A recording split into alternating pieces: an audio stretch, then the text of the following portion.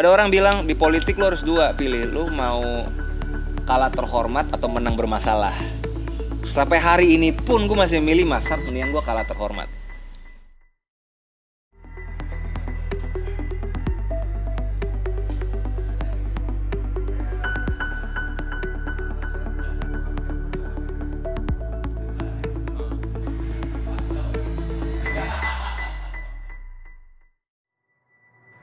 Fail Forward is a podcast program that explores the transformative power of failure. In each episode, host Christopher Tobing will delve into the best failure moments of individuals from various fields, uncovering the valuable lessons learned along the way. Oke, hari ini gue ada di suasana kopi untuk Fail Forward dan hari ini kedatangan sama teman gue.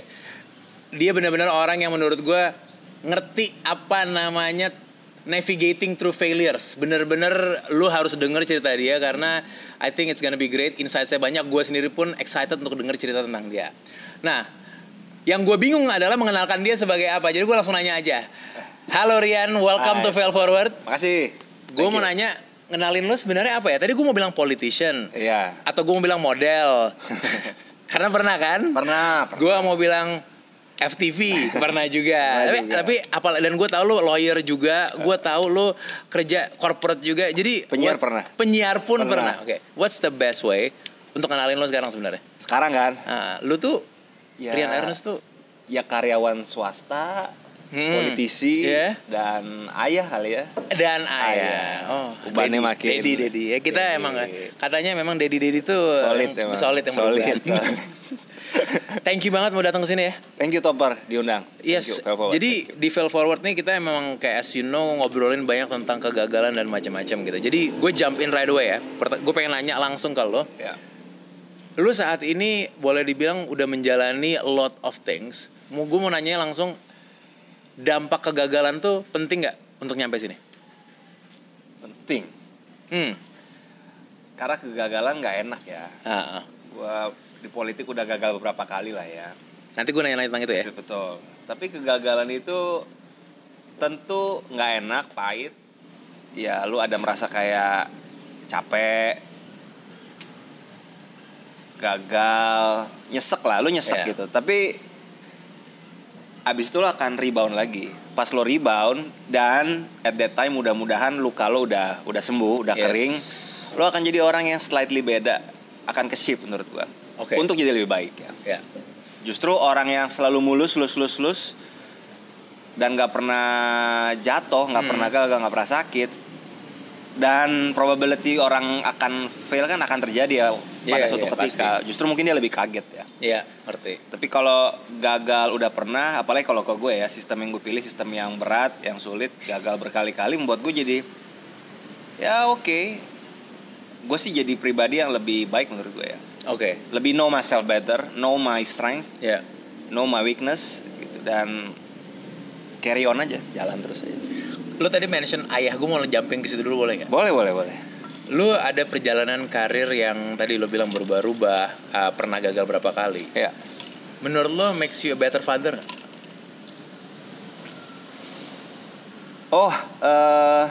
Dalam konteks itu Topper, anak gue nih yang kecil-kecil nih ya. Terutama yang besar lah, dia kan sekarang 5 tahun. Dan seperti anak pada umumnya kan, aku nggak bisa ini ya, aku atau nggak dia merasa gue takut mencoba ya. Kalau nanti udah gue coba tapi gue salah atau gue gagal nanti nggak enak gitu. Gue bilang dengan tenang, sini nak. Ingat kan ayah kemarin kan ayah lagi, jadi gue ceritakan gue tuh pas setiap hari kampanye itu gue bilang ayah lagi lomba politik. Lomba politik itu bagus tuh bilangnya. Kalau kampanye kan bingung sih, benar. Demokrasi langsung, apa pileg gitu kan, proporsional terbuka sistem kan. Gue bilang ayah lagi lomba politik, ayah belusukan dulu ya. Nah, terus pas anak gue lagi di sekolah mulai uncertain mesti gimana, gue bilang kemarin ayah lomba loh, ayah kalah, lihat ayah, oke aja kan? Ayah sedih gak sih? Nangis gak sih? Enggak, gak apa-apa. Di hidup itu kita lomba, ada yang menang, ada yang kalah. Dan kalah gak apa-apa. Tapi kamu harus tahu, berarti next time aku harus gini ya. Jadi kamu coba aja. Kalau kamu kalah, it's okay. Nice. Di hidup gitu, ada yang menang, ada yang kalah, ada pagi, ada siang gitu ya. Jadi ada panas, ada hujan, and it's okay gitu. Yang penting kamu belajar, yang penting kamu usaha dan kamu terus usaha gitu. Itu gila sih, karena lu bisa ngasih pure example langsung dari lu sendiri kan, bukan kayak exhibit A, your dad gitu. Bukan kayak coba kamu lihat ini. Lihat tetangga itu. Nah, lihat atlet itu apa enggak usah gitu. Lihatlah asisten rumah tangga kita, kasihan ya kan, suka gitu kan. Look at me. I feel but I'm still okay. Iya. Yang penting gue belajar. Kamu nggak, yang penting itu ya. Kamu jangan takut gagal. It's okay. Yang penting kamu berusaha sebaik mungkin. Juga bilang gitu. Yang penting kamu berusaha sebaik mungkin. Nice. Gitu. Lu bisa di posisi berulang kali gagal, dan tadi lu bilang bahwa lihat ayah gagal, I'm still okay gitu ya. Itu kan artinya sebuah level of grit atau sebuah level of persistent, resilient ya, yang udah lu bangun.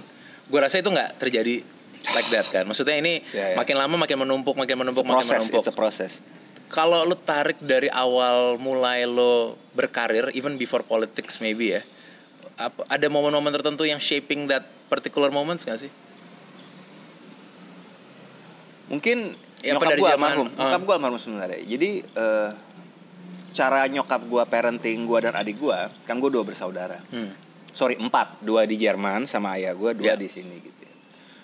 Jadi nyokap gue itu nggak pernah nge-push gue kamu harus ranking 1. Atau enggak, misalnya gue pulang nilai gue 80-90, saya nggak mau lihat kamu harus 100. Nyokap gue tuh nggak pernah kayak gitu. Nyokap lu bukan keluarga ambi gitu? Enggak. Sumpah, jadi orang lihat gue sekarang mungkin wah keluarganya enggak.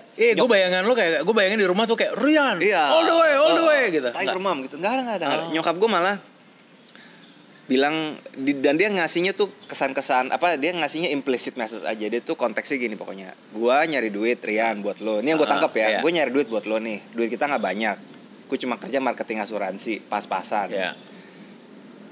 Kebahagiaan buat gue, ini yang gue tangkap ya dari penjelasan nyokap gue. Kebahagiaan buat gue adalah yang penting lo berusaha terbaik aja. Do your best. Gue nggak minta lo ranking 1. Do your best. Kalau nilai lo bagus, I will be happy. Jadi gitu aja sih nyokap gue. Itu aja yang gue tangkap ya. Mungkin nyokap gue tiger mom, tapi gue nangkapnya beda. itu beda cerita bos. Tapi at least pas kecil lo mikirnya gitu ya. Gue nangkapnya gitu. Tiba-tiba teman-teman lo bilang, yang nontonin bilang nyokap lo nggak kayak gitu. Iya. Netizen komen nanti. Tapi signal yang lo dapat, apa yang lo tangkap benar-benar it's a safe space. Buat lo. Jadi it's a safe space. I don't have to prove anything to my mom. Oke. Cuma sebagai manusia biasa mau dong bahagia nyokap lo dengan usaha terbaik lo gitu. Jadi itu aja sih. Jadi nyokap gue usaha terbaik aja. Dan kita gak punya apa-apa. Kita duit pas-pasan. Kita cuma punya kaki, tangan. Makanya narasi modal dengkul yang kemarin gue bawa pas politik, ya bukan artificial. Memang ya begitulah gue diajarin gitu. Modal dengkul. Lu gak bisa rely ke orang lain, your friends, your apa. Itu your friends is your friends. Tapi lu gak bisa rely only to them gitu ya. Lu harus fight ya tangan lu sendiri gitu. Even then, lu tuh tetap, gue tahu abis itu lu masuk karir ke one of the top law firm, malah arguably the number one firm di Indonesia lah secara. It's good. It was a good one. Itu artinya juga yang masuk situ, menurut yang gue tahu, yang masuk situ juga nggak banyak orang. Maksudnya ibaratnya ngerucut lah. You have to fight your way to get there gitu. Tapi artinya lu dapet posisi posisi atas lagi dong untuk bisa masuk ke tempat situ. You still fight for that. Jadi lu tidak mengartikan kalimat nyokap lo bukan kayak oh yaudah gue boleh santai. Iya gue boleh saya deh. Iya maksudnya kayak oh ya udah. Malah maksud gue lu bisa instead of kasar-kasarnya, kalau pakai kita kan bilangnya fail forward ya. Lu bisa fail aja. Iya betul. Maksudnya fail aja gitu loh. Betul. Tapi lu you chose to do something different. Iya, ya, mungkin untuk tetap aiming to the top, aiming untuk apa ya? Bukan aiming to the top, apa yang lo aim? Pada masa Rian di law firm, jadi 5 tahun karir pertama gue kan di law firm. Ya gue pengen menjadi corporate lawyer yang optimum, yang oke gitu. Yang di-trust sama klien, di-trust sama senior segala macem gitu. Dan law firm gue dulu namanya HHP, itu law firm yang top banget. Dan gue mau fight di sana karena gue sadar kalau gue mau jadi best lawyer ya belajarnya di best law firm dong. Jadi gue set goalnya sesimpel itu. Meskipun itu bilang sesulit itu, probability masuknya juga sulit. Tapi ya dari beberapa kenalan gue segala macam akhirnya kan bisa di-refer, terus di interview mungkin 3-4 kali gitu. Dan akhirnya gue dapet. Dan di situ ya gue belajar. Tapi pada saat itu topper, memang gue udah tahu sebenarnya my true calling adalah public sector. Di situ udah. Gue udah tahu. Jadi kalau gue tarik mundur, gue tuh sempet di law firm pertama gue Meli Darsa. Di situ tuh gue unpaid leave Indonesia Mengajar. Iya, gue inget di situ. Lo setahun ke Pulau Rote di NTT. Nah di situ gue tahu. Angkatan 1 Indonesia Mengajar. Angkatan 2 tahun pertama lah. Angkatan kedua. Di situ gue tahu sebenarnya kalau gue bisa memilih pintu menjawab panggilan public sector sebenarnya. Gara-gara itu. Iya. Dari dulu gue udah tahu gue pengen public sector. Right. Gue tuh keluarga nyokap gue Tionghoa, bapak gue bule asli gitu. Gue bilang keluarga besar, gue masuk Akmil ya. Keluarga gue kan what? Tapi bener, lu pengen Akmil tadinya? Next to get his head check. Keluarga gue kayak, wah ini sakit. Lu beneran pengen Akmil awal? Iya, udah nelpon. Jadi SMA gue 82 negeri. Habis itu gue pengen Akmil. Jadi gue emang pengen public sector dari dulu. Tapi keluarga kita bilang, kita ini Chinese. Lu mau pangkat apa pensiun gitu kan. Tapi ya gue ada keras kepala juga. Dan tetap nelpon dan ditolak karena dulu SMA-nya gue IPS. Oh oke. At that time harus IPA. Jadi gitulah. Jadi gue tahu calling gue public sector. Dan dulu gue berpikir kerja teknokrat itu oke lah ya gitu ya. Tapi setelah kerja teknokrat sama Pak Anies dan sama Pak Ahok, gue tahu sebenarnya politik kita tuh butuh diisi orang-orang yang lebih baik lagi. Makanya gue di politik. Menjalani politik seperti yang kita tahu, cara gue berpolitik itu kan nggak mudah ya. Jadi success rate-nya kecil. Nah, gue mengawali karir di politik dengan tahu cara seperti Rian yang nggak pakai uang, pure belusukan, minoritas pula, bule, Tionghoa, Kristen pula. Jadi lu kayak kalau di politik kasarnya lu set yourself for failure-nya udah probability lu udah kecil gitu kan. Iya, jadi gue udah expect bahwa it's a long uphill battle my friend. Jadi gue udah tahu itu. Dan karena gue tahu success rate-nya memang nggak tinggi, ya kalau gue fail ya udah gitu ya. It's a long uphill battle aja sih menurut gue. Pertanyaannya kalau gue jadinya, is it worth it going for something with low success rate? Lu tahu it's an uphill battle, akan ada chances to fail a lot. Walaupun lu suka ya atau calling gitu, is it worth it nggak? Worth itu kan biasanya kan dikuantifikasi gitu kali ya. Kalau dikuantifikasi sih, I don't think akan ketemu sih kalau dikuantifikasi si Topper. Oke.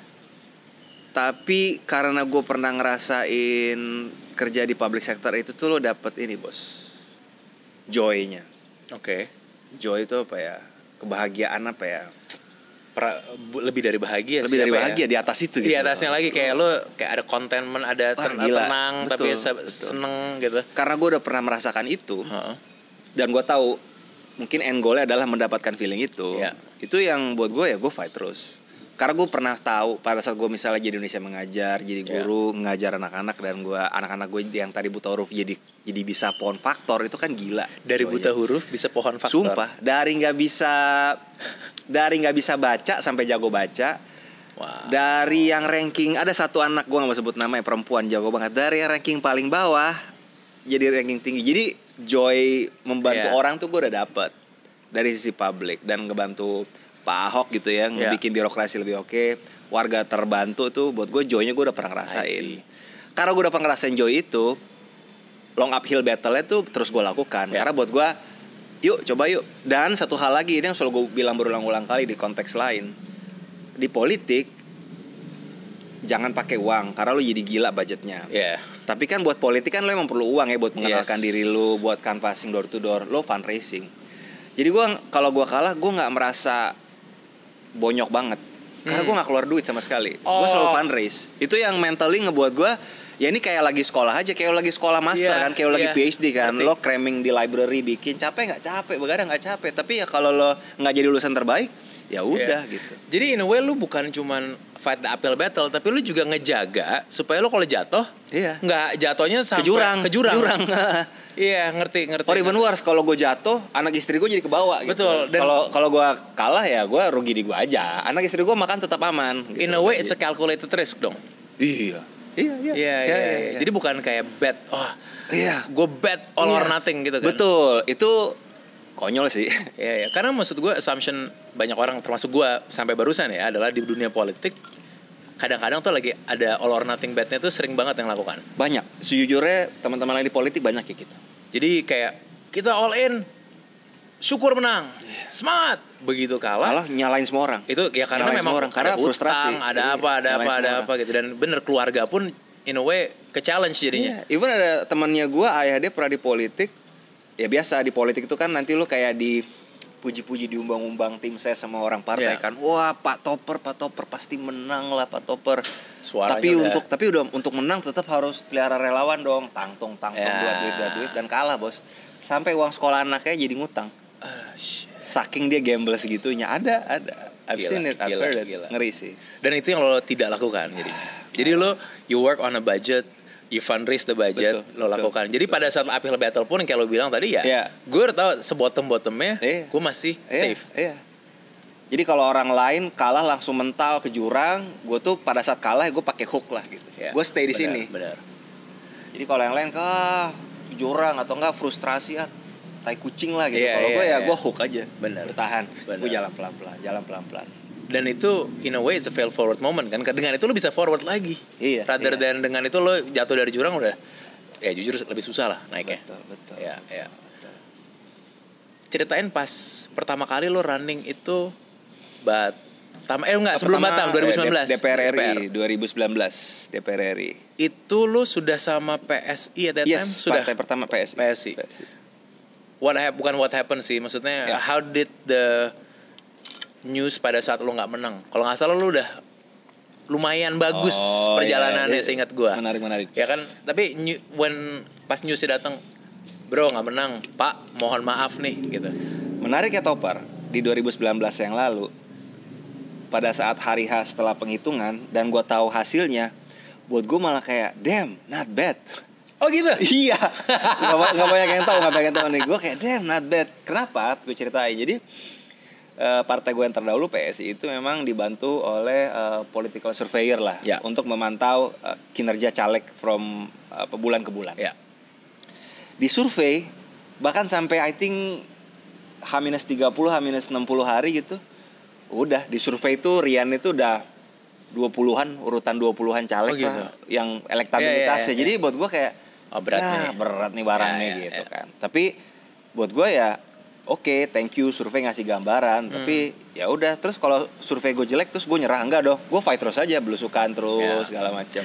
Jadi di momen lo dapet kabar lo akan kemungkinan lo akan losing, lo tetap go for it. Karena buat gue tadi politik tuh nggak kayak bisnis atau sektor lain di law firm yang mungkin ketakar segala macam gitu ya. Politik tuh X factor-nya banyak banget ya. Dan pada saat itu Topper kan gue baru di politik baru 2 tahun.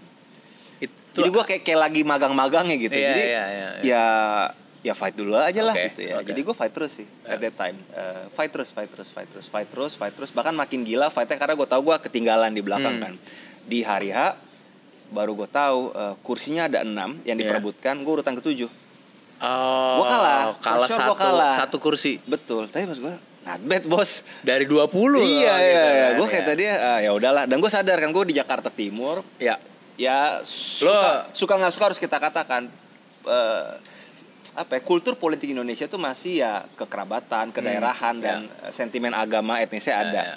Itu tadi gue bule Tionghoa Kristen di Jakarta Timur kayaknya kurang subur nih area nih. Tapi buat gue gue fight terus. Dan gue nggak pernah hiding my identity. Betul.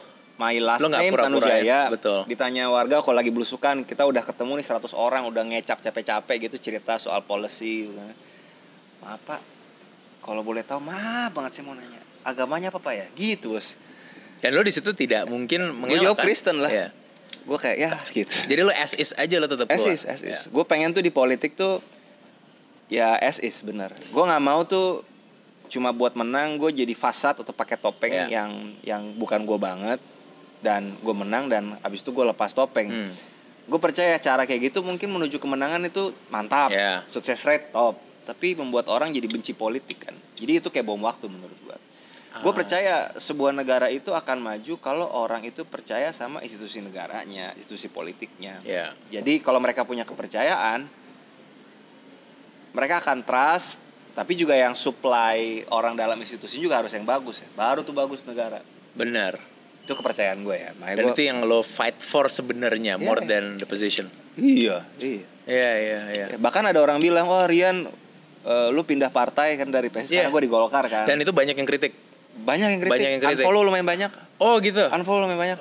Banyak lah, sekian ratus gitu unfollow. Cuma buat kursi ya.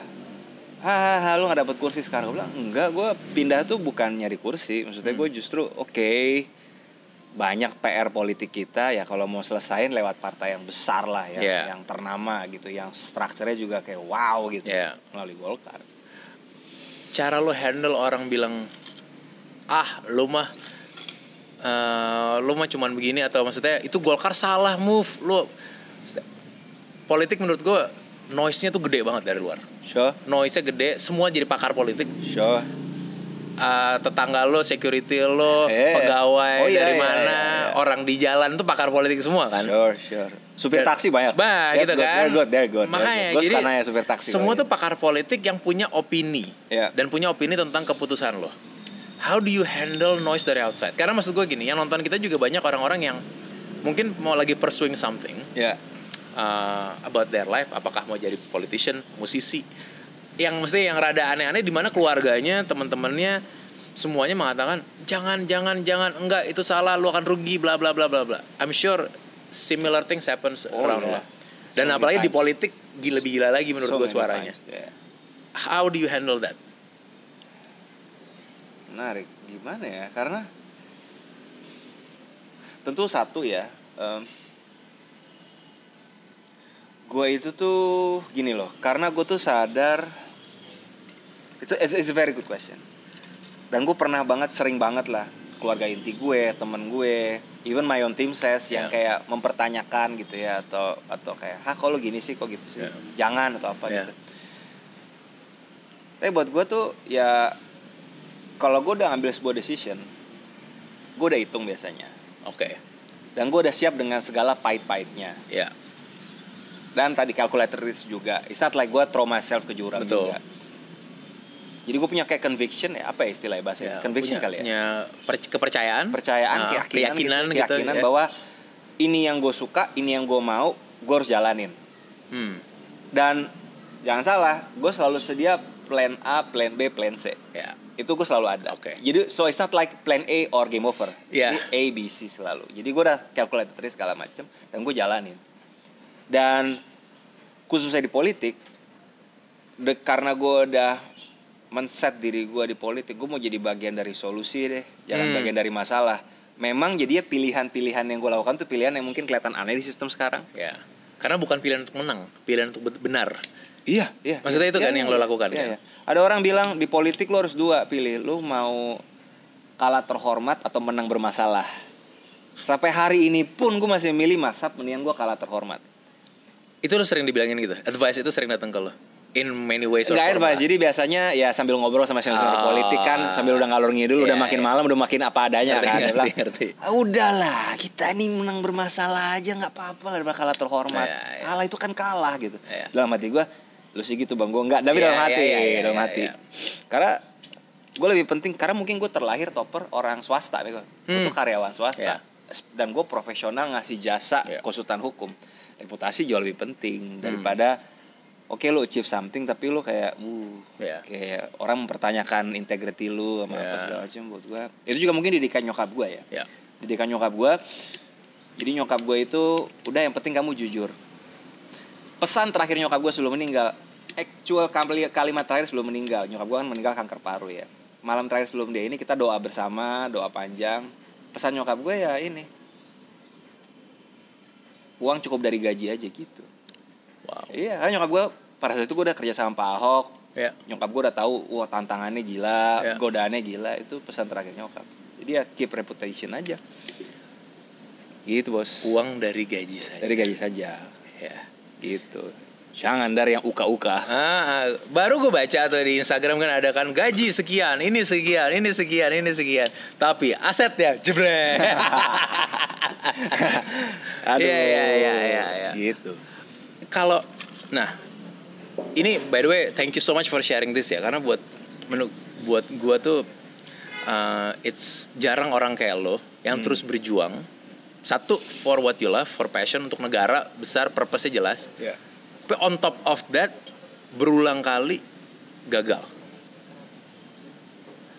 Tadi yang pertama DPR, Batam Independen, Wali Kota, dan DPRD. Satu lagi DPRD. Gitu. 3 kali you're running dan 3 kali lo gagal. the question is, are you gonna keep going di dunia politik? Asumsi gue karena lo masih menyebut diri lo politician, kayaknya jawabannya iya. Betul. Why? Maksudnya lo udah 3 kali. Gue nggak apa-apa ya. Gue ini sebluntly ya. Betul. Lo udah 3 kali gagal. Betul. Lo punya anak bini yang maksudnya masih di dalam growing stage, apalagi anak-anak lo. And you're doing this. Gitu. As a friend, gue ngelihat lo, gue keren banget. As orang Indonesia, gue pengen orang kayak lo menang. Itu gue jujur aja nih sama lo. But at the same time, kalau gue menjadi sahabat lo yang deket banget dan tahu semuanya, mungkin gue akan bilang, bro udahlah, cari yang hidup yang enak lah gitu lah. Gue pengen, mungkin advice gue juga ada pengennya, udahlah bro, udahlah, gue ngerti, you've tried it, but yuk, apa enggak? Apa ini belum selesai atau nggak akan pernah selesai? Gimana sih? Di politik itu kan jalurnya macam-macam, Topper. Ya eksekutif atau legislatif gitu ya, pengambil kebijakan atau perumus kebijakan. Oke. Mungkin per hari ini gue makin tahu dengan sistem pemilu sekarang, jujur I don't think gue bakal run lagi legislatif. Karena pertarungan legislatif di bawah memang basah banget sih. Oke. Basah banget. Jadi itu. Supir gue juga kena serangan fajar katanya pas kemarin. Kena. Berapa amplop dia? Dapat 3 amplop. Buset. Tapi dia nggak kena 3-3-nya, dia coblos yang lain. Iya betul. Gila kan. Tapi maksudnya segitunya gitu. Iya. Dan terbuka aja kok, senior gue di politik juga ngobrol. This year 2024 emang agak gila. Mereka pun khawatir tanda kutip. Mereka pelaku. Tapi sekaligus khawatir, anjrit sekarang gue ngabisin lebih banyak tapi suara gue lebih dikit gitu. Jadi warga juga semakin terpolusi menurut gue. Nggak semua tapi sebagian kecil, sebagian besar tuh terpolusi. Again, makanya legislatif, I don't think I will run again dengan sistem sekarang. Karena buat gue, orang kayak gue yang modal dengkul, yang fight belusukan mungkin nggak kompatibel. Jadi ini bicara soal compatibility. Tapi kan bisa ada jalur eksekutif. Nice, oke. Dan gue kan profesional di hukum, kuliah gue public policy juga gitu ya. Udahlah, mungkin pada suatu saat, mungkin nggak tahun ini, mungkin kapan, mungkin bisa juga tenaga gue dikontribusikan lewat jalur eksekutif. Bantu partai kayak, ngebantu kepala daerah kayak. Jadi gue tuh bukan mencari posisinya, Topper. Gue tuh mencari functionnya. Nah, role to function gitu ya. Karena balik lagi goal lo yang tadi kan, artinya yang tadi lo merasa pas di rote lo bisa membantu melalui jalur publik. Betul. Jadi regardless posisinya apa, selama itu terjadi, you're doing your purpose. Betul, selama gue bisa kerja dan membuat impact kecil atau besar, gue tuh joy banget. Nah, kalau di saat yang sama gue bisa dapat function lebih tinggi, bikin impact lebih besar, itu kan lebih pecah lagi tuh joy-nya. Ngerti. Sesimpel itu. Jadi bukan masalah posisinya, masalah impactnya gue gimana caranya gue bisa buat impact lebih gede. Gue cuek soal titel, role, gue cuek. Gue lebih pentingin impactnya. Daripada titelnya keren tapi lu magabut. Iya sih. Nggak jelas di kantor. Benar. Banyak waktu bobo siangnya ngapain? Gue suka bobo siang, don't get me wrong. Tapi bobo siang ya 15 menit aja bos. Jangan sejam 2 jam bos. Gitu. Itu keren sih. Dan gue mau nanya, kalau itu your loved ones gimana? Supportive tentang misi ini? Karena ini bukan misi yang mudah. Ini kayaknya nggak bisa lo sendiri kan? Maksudnya untuk bisa fail forward di dunia politik, kayaknya nggak bisa sendirian. True. It's a family affair. True. Support system lo, how does it work? Gimana caranya? Ya gue bersyukur lah, Nurul istri gue support. Dan mungkin kita berdua tuh mirip. Jadi kita berdua itu, gue lulusan hukum UI, gue bisa jadi lawyer practitioner. Dia lulusan kedokteran UI, dia bisa jadi dokter practitioner. Tapi none of us practicing. Betul sih. Practices Jadi orang praktek gitu. Karena kita berdua tuh seneng untuk yuk coba improving system gitu. Jadi ada kemiripan frekuensi. Itu penting. Karena benar lo bilang, kalau kita nggak saling paham, saling dukung, kan jadi satu merasa keseret-seret dan nyeret kan. Itu bom waktu juga tuh di hubungan menurut gue ya. Makanya mencari pasangan tuh nggak mesti sama suka semuanya, tapi gitu-gitunya tuh perlu ada frekuensi yang sama sih menurut gue ya. I don't know. Dan dia satu frekuensi di dalam tahu lo fighting uphill battle ini. True. Dan gue terbuka juga selalu kan Nurul. Gue bilang, Nurul, ini gue mau campaign. Ya. Budgetnya sekian dan gue fundraise kok gitu. Jadi gue juga kasih disclosure ke dia bahwa gue nggak tiba-tiba pecahin celengan buat tabungan sekolah anak kita S1 buat politik gitu. Yeah. Gitu by the way, rumah sertifikat baru gue sekolahin ya ke bank kayak gitu. Nurul saya mau ngomong betul kan kayak banget. Ini demi kemajuan keluarga kita, kita gitu, gadaikan. Kayaknya gue berharap nggak sampai ada di skenario itu. Gue berharap jangan pernah. Jadi kalau ngelihat the way you handle things malah sebenarnya nggak ada, maksudnya semua hal-hal ini calculated risknya makin including support system loh. Iya, betul. Kalau dari mental. Jadi mental. Go ahead, lo mau ngomong apa dulu tadi? Tapi maksud gue, yes, gue orangnya kalkulasi resiko-resiko. Tapi menurut gue ini mungkin agak religius ya. Gue merasa Tuhan itu membantu menempatkan gue dengan orang-orang yang tepat. Pasangan hidup, kolega kantor, bos di kantor. Sekarang bos gue, I can say sekarang Pandu Syahrir gitu ya. Bos gue. Jadi ini orang yang di corporate maksudnya corporate. Jadi ini orang yang lihat Indonesia politik lebih baik. Jadi gue dikasih tanggung jawab juga, kerja juga. Jadi maksud gue beruntung banget. Jadi dan gue ketemu politisi-politisi yang oke, sefrekuensi juga, yang nakal banyak, tapi yang baik ada juga. Gue beruntung sih. Jadi bukan lo nggak sendirian ya? Gue nggak sendirian, tapi yang kayak gue kok nggak nambah lagi ya? Dikit kali gitu kan. Ada rasa sepi-sepinya juga sebenarnya. Itu sih. Dan sekali lagi, kalah berkali-kali di sistem yang kayak gini buat gue itu part of the game. Karena buat gue jadi agak konyol juga nih kalau sistemnya kayak gini, korup, sekali nyoba kalah terus udah deh gitu. Ya lo emang ya again harus objektif gitu. Emang success rate-nya emang gak gampang. Kapan orang harus tahu this is time to quit, this is time untuk maju terus? I think you need to be objective ya. Dan itu tadi ada certain point begitu lo pikir ini lo cross aja deh. Seperti yang gue bilang kalau barusan, sistem politik kita kan bisa masuk lewat eksekutif legislatif. Legislatif dengan rule dengan konteks ekosistem hari ini, dengan sistem hari ini, gue bisa katakan mungkin gue akan cross itu. Ngerti? Lebih ke arah. Jadi gue bukan quit ya. Ini gue nggak akan lalui lagi yang legislatif. Tapi eksekutif pasti orang-orang di atas ini butuh kok orang functional teknokrat gitu ya. Jadi bukan quitting jadinya ya. Bukan quitting sih, tapi itu tadi lebih nge-shape, tahu mana yang bisa, mana yang enggak. Mana yang realistik, mana yang enggak. Dan cari jalan lain ya. Betul, dan for sure Rian 2017 dengan Rian 2024 tahu mana yang lebih realistik. Ngerti. Tahu how to act and how to react tuh udah lebih tahu sih. Dulu mungkin gue lebih kayak orang lihat gue sekarang, Rian kok lo lebih kalem ya. Gue bilang, ya gue berproses gila. Dulu gue kayak korup lo. Ngepet lo gitu. Dulu kan kayak lu kan gampang ngejudge banget. Sekarang begitu gue dalam kayak ekosistem memang kayak gini, bro. Kalau gue pakai standar menghakimi orang lain seperti gue dulu, gue mau ngobrol sama siapa? Jadi I adapt lah. Tanpa jadi you adapt cara lo bereaksi tapi tidak menghancurkan values-nya kan? Jadi bukan lo values lo adapt supaya menang atau supaya apa? Sama. Lo black values gue 2017 sampai sekarang sama. Bedanya cara reaksinya. Ekspektasi gue, cara gue reaksi itu gue udah lebih ubanan, lebih wise mudah-mudahan.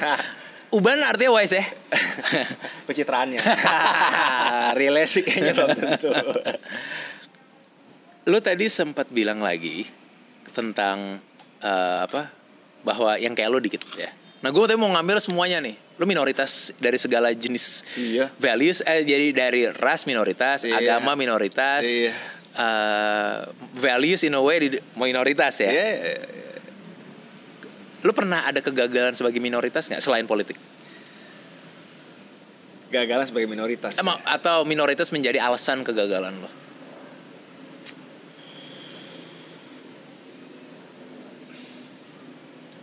Enggak ya. Enggak.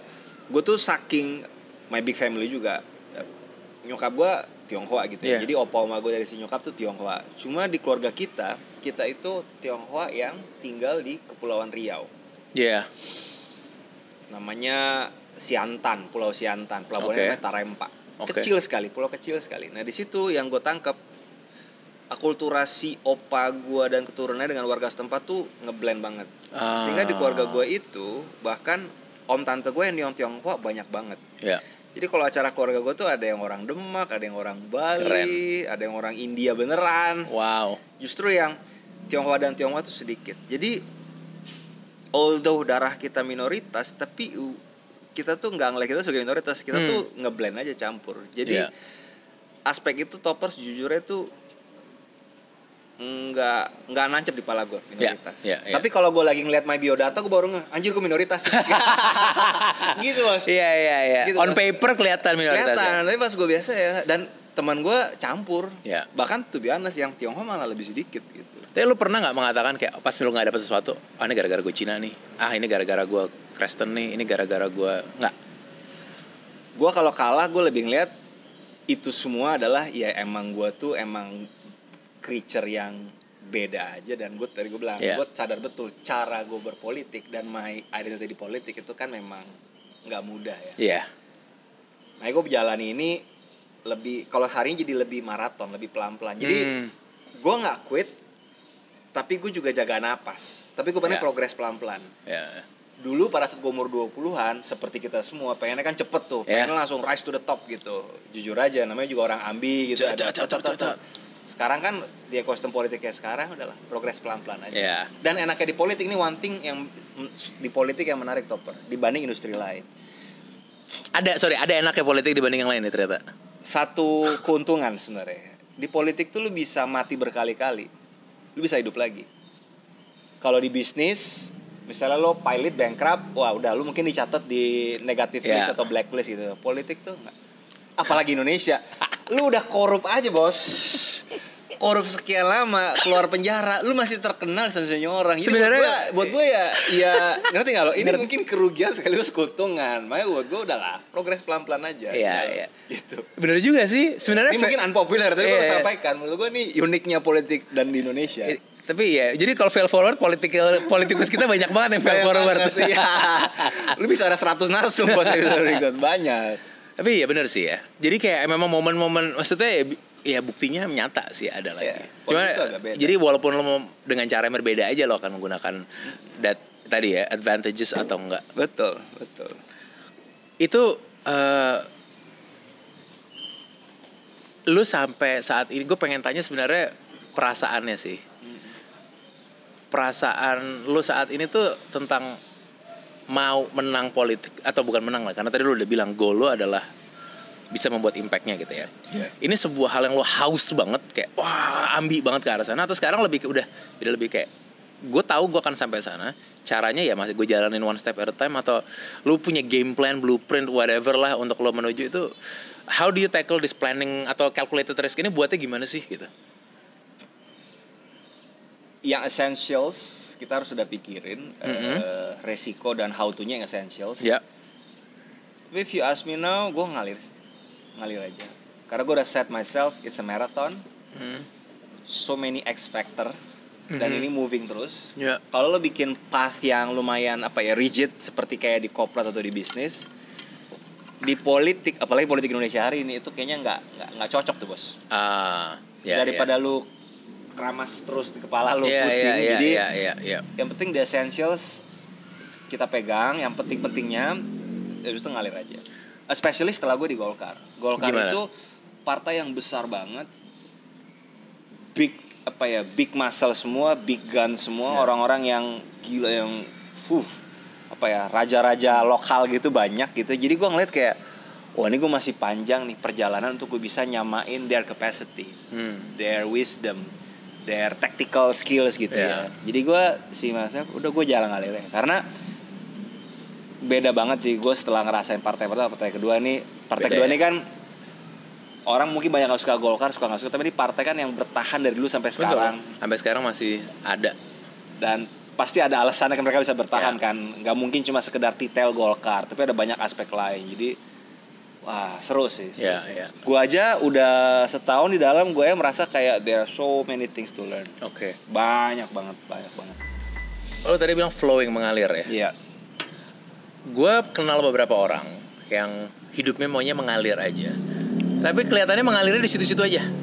Maksudnya Jadi mengalir lebih kayak ya mengalir, tapi akhirnya nggak ada progres. Maksudnya lu ngerti maksud gue kan? Ngerti. Dan gue rasa ada orang-orang juga lagi kayak, ya gue mengalir kok, tapi selalu lihat kok lo dari 20 tahun yang lalu sampai sekarang mengalir di situ. Ya. Perbedaan cara mengalir lu atau cara mengalir yang maju mengalirnya atau masih mencari celah untuk ke tempat berikutnya sama yang di situ-situ aja menurut lo gimana? I think you need to put yourself di environment atau lingkungan yang juga mendukung goal lu ke depan sih.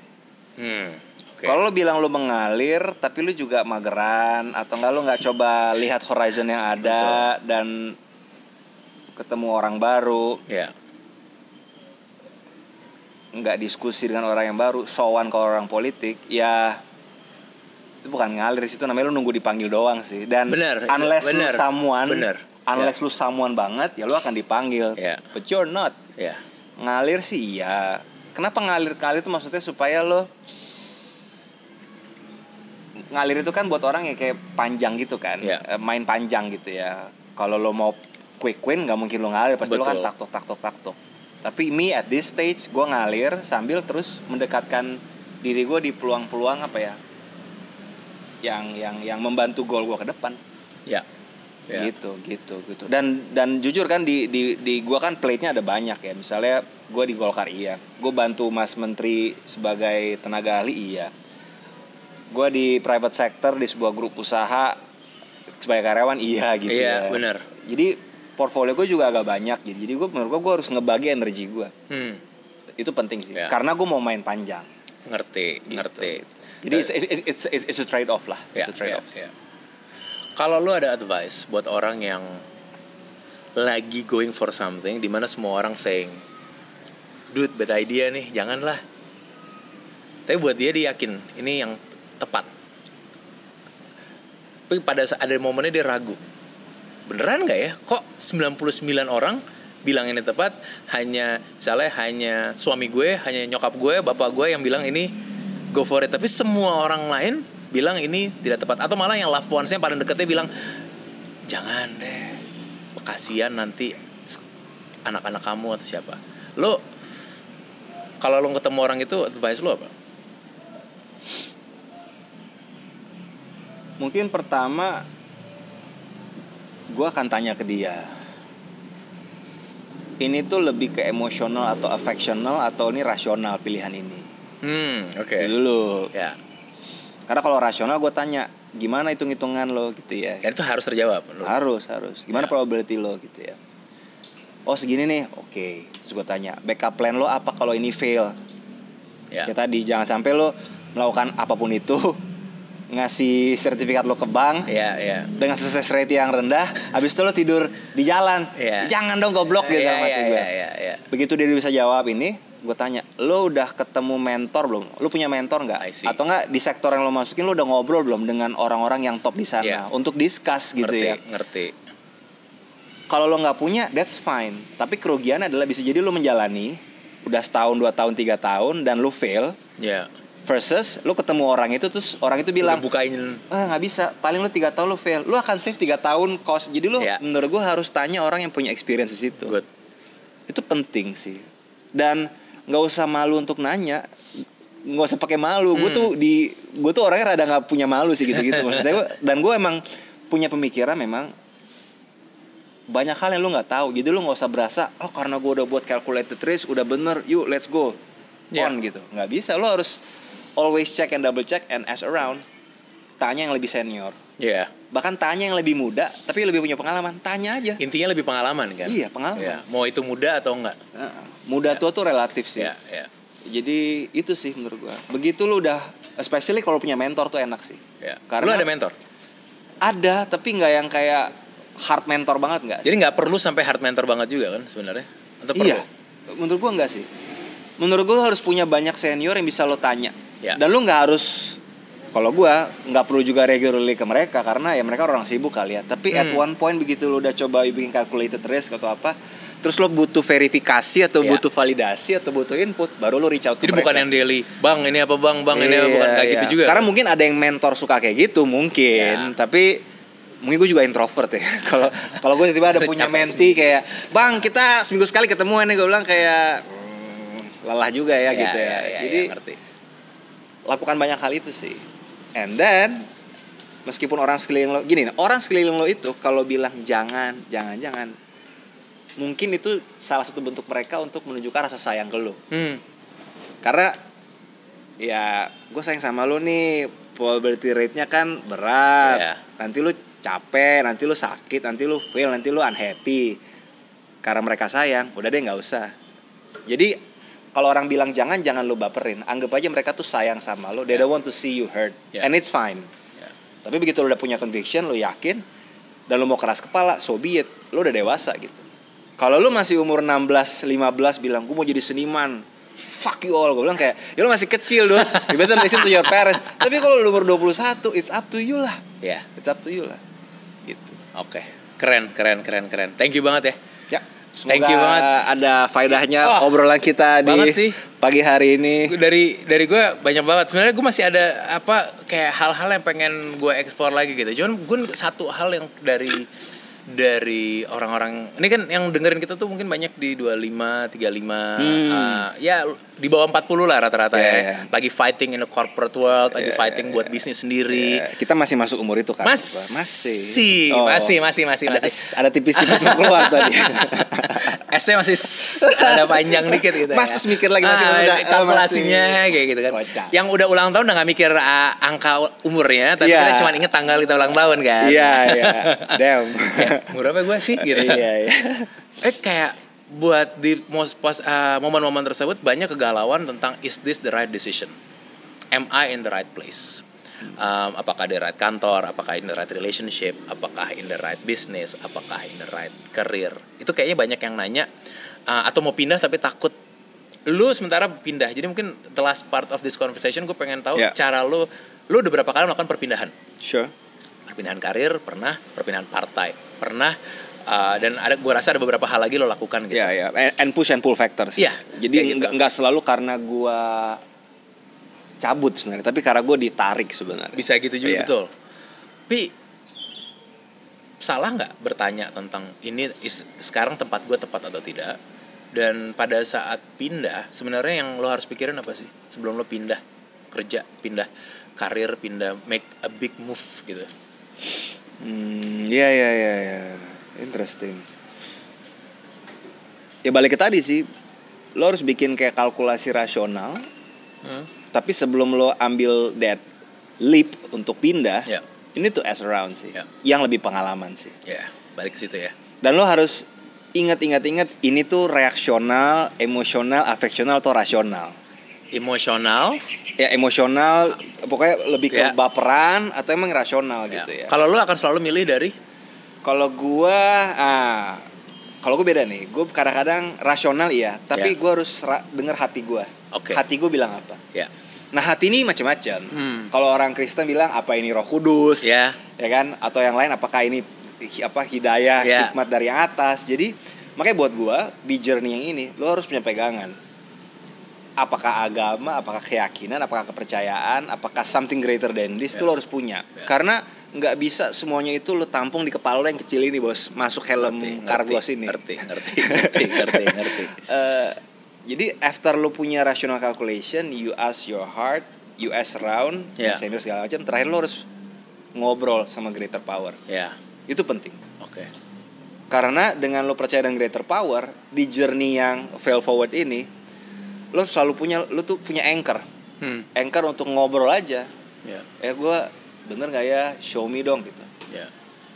Itu bantu sih. Karena lo lakukan itu. Oh banget. I'm not a religious person, tapi gue percaya banget there's a greater power out there yang juga ngebimbing gue sampai titik hari ini. Mempertemukan gue dengan orang-orang yang luar biasa, opportunity luar biasa. Ketemu lo, kenal lo, kan dari 10 juta orang Jakarta, Rian Topper bisa temenan kan gimana ceritanya? Pasti ada kebetulan dan luck atau mungkin dari yang di atas. Yang beruntung gue bukan dia by the way. Politisi banget ya. Umbang-umbang narsumnya. Ya itu sih. Jadi yang gue lakukan, yang gue bilang ini mungkin Topper atau teman klise, tapi ya itu sih yang selama ini gue rasain ya. Gitu sih. Apa adanya ya gue share. Mudah-mudahan helpful buat adik-adik kita yang lagi pushing, galau. Dengerin. Kata Babang Uban. Last one, menurut lo kalau lo harus define apa sih fail forward itu? Fail forward, gagal, lick your wound, kering, evaluasi, progres aja lagi jalan. Dan forward, not necessarily lu harus run lagi, yang penting lu jalannya terus jalan pelan aja. Karena konsekuensi kalau lu pengen cepet taktuk, kalau lari sprint dan lu jatuh, pasti lu kayak lebih gila kan. Ngerti. Kadang-kadang dengan lu lari lebih pelan, lu lebih panjang, dan kalau lu jatuh luka lu nggak terlalu ini. It's a trade off. Everything in life is trade off. Gitu sih. Cuma thank you banget bro. Kasih. Thank you banget. Semoga whatever it is, fail forward lo, forwardnya makin ke tempat yang tepat ya. Likewise. Thank you. Makasih.